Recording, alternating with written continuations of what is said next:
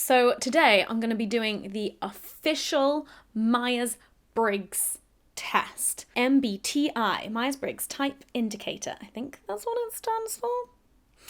Anyway, it costs about $50 to do it properly.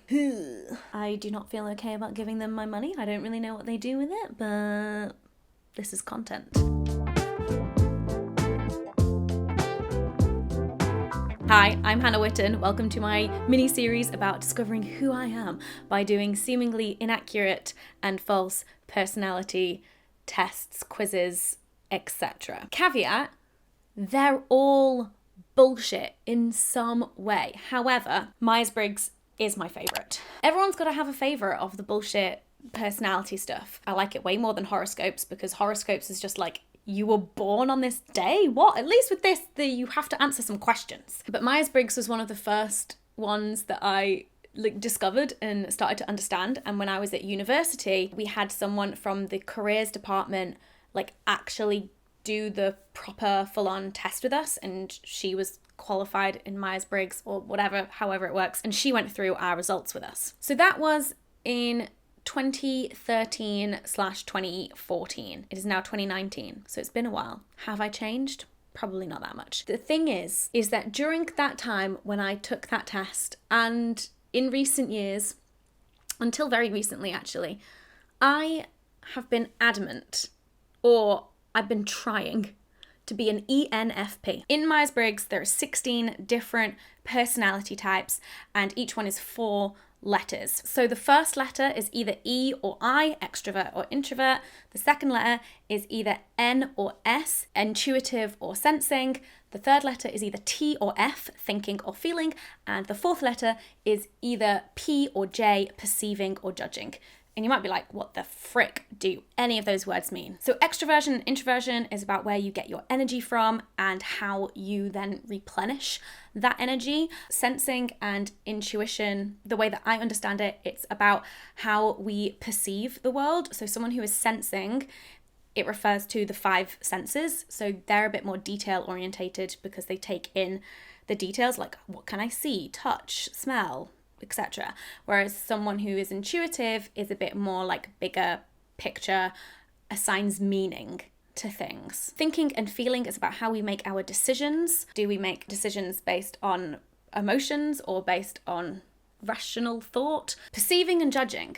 I've no idea why these are called this, but basically judges are super organized and like schedules, and perceivers are a bit less organized and like flexibility and spontaneity. If you've been watching my channel for a while, you'll know that I'm super organized and I love systems and organizing things and planning. I just love it. But like I said, I'm an ENFP, or at least that's what I came out as last time I did the test. But it's because I wanted to be, and I knew what the questions were, and so I knew how to answer it in order to get what I wanted, which is why it's all flawed. But it basically comes down to the fact that I'm pretty sure I'm an ENFJ because I cannot ignore my Janus. But when I actually read the overall description for the ENFJ and the ENFP, I just preferred the ENFP. I was like, that person sounds way better than the ENFJ. So I was like, I want to be that person. And this is why it's all super flawed and stupid. But anyway, we're going to do the test now, see what I come out as. I'm going to try and answer them as truthfully as possible. The thing is that I know Myers-Briggs fairly well, and so I'll know from the questions what it's asking me. When I was at uni, I got so into Myers-Briggs, proper nerding out. Anytime anyone came around to our house, I would try and figure out what their type was.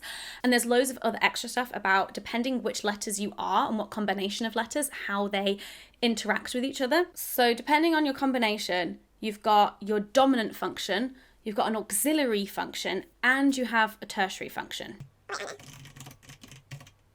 Oh my God, there's inferior as well. I've done some more research and I still don't understand it. I thought there was a pattern to figuring out which was the dominant and which was your auxiliary. But from the examples that I've been looking at, the pattern that I thought was true is not true. So I'm confused, but it doesn't matter. All you need to know is that there is dominant, auxiliary, tertiary and then inferior functions. But the tertiary and inferior functions, whatever, we don't need to worry about those. Dominant and auxiliary, these are meant to like balance each other out. So I have an example of an ENFP here. So an ENFP's dominant function is extroverted intuition, and then the auxiliary function is introverted feeling. Make of that what you will. So the ENFJ functions are slightly different. The dominant is extroverted feeling, and the auxiliary is introverted intuition. Doesn't matter, it's all hypothetical bullshit. Let's do the test. 93 questions. Oh, and it's like either or. When you go somewhere for the day, would you rather plan what you will do and when, or just go? Already, I'm just like, yes, I'll plan it. But sometimes I do just go. If you were a teacher, would you rather teach fact courses or courses involving theory? Theory! Are you usually a good mixer? A good mixer? Rather quiet and reserved. I am a good mixer. Do you prefer to arrange dates, parties, etc. well in advance? Yes. I don't even know what the other thing is, but well in advance. Be free to do whatever looks fun when the time comes. I wish I could do that. Usually when the time comes around, I'm busy. Like if you want to book something in with me, you got to at least 3 weeks in advance. Do you usually get along better with imaginative people or realistic people? I don't think I have a preference, but maybe more imaginative people. Realistic people can be downers, am I right?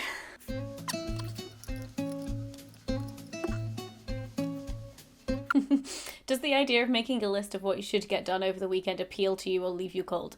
It appeals to me. I regularly make lists of what needs to get done over the weekend.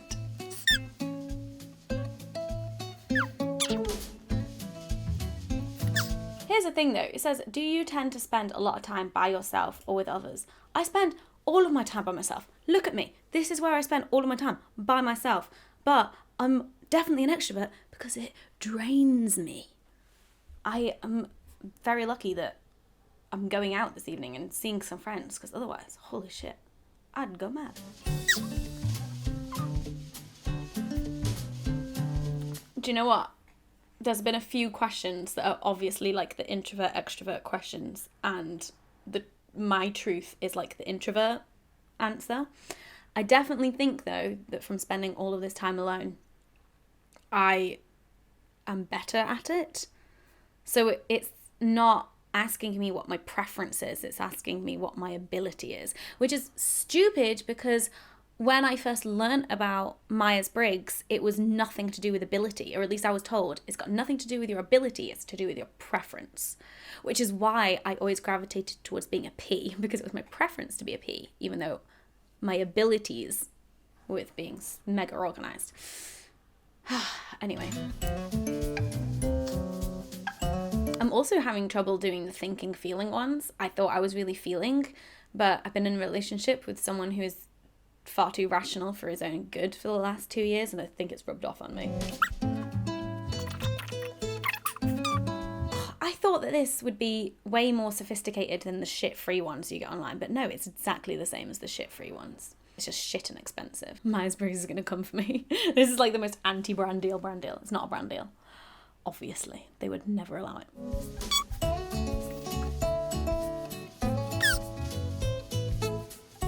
Oh, we're on to a different section now. So it says, which word in each pair appeals to you more?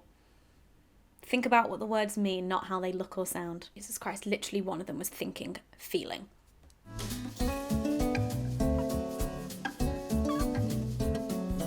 See, I'm answering some of these because I prefer the word casual to systematic, which is obviously gonna like put me on more of a P. Anyway, whatever. Boring. We're back to normal questions. That was stressful. That was like quick fire. I was trying to do it as fast as possible, so it's like just my instinct.